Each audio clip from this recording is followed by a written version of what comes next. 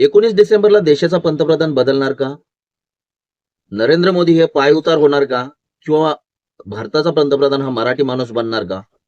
या चर्चेला सध्या उधाण आलं असून या चर्चा घडण्याचं मुख्य कारण आहे काँग्रेसचे माजी मुख्यमंत्री पृथ्वीराज चव्हाण. 19 तारखेला काहीतरी मोठं घडणार याचे संकेत त्यांच्या बोलण्यातून पृथ्वीराज बाबा चव्हाण यांनी दिले असून यामुळे राजकारणात मोठी खळबळ माजली आहे. त्याचं झालं असं की गेल्या महिन्यात अमेरिकेच्या संसदेमध्ये एक कायदा पारित करण्यात आला, ज्याच्यामध्ये एका इस्रायली स्पायला ताब्यात घेऊन त्याच्याकडून काही डॉक्युमेंट्स सादर करण्याचे आदेश 1 महिन्याच्या आत दिलेले असून ती तारीख आहे येती 19 डिसेंबर.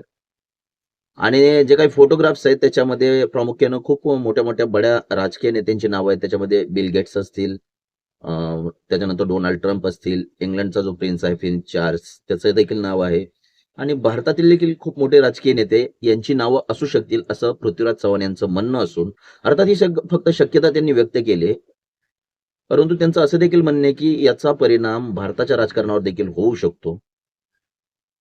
तर ही फक्त विरोधकांची राजनीती आहे की खरोखर भारताच्या राजकारणावरती विरोधक दबाव टाकून काही मोठं घडवण्याच्या तयारीत आहेत, हे त्या काळात समजेलच. परंतु तुम्हाला काय वाटतं याविषयी?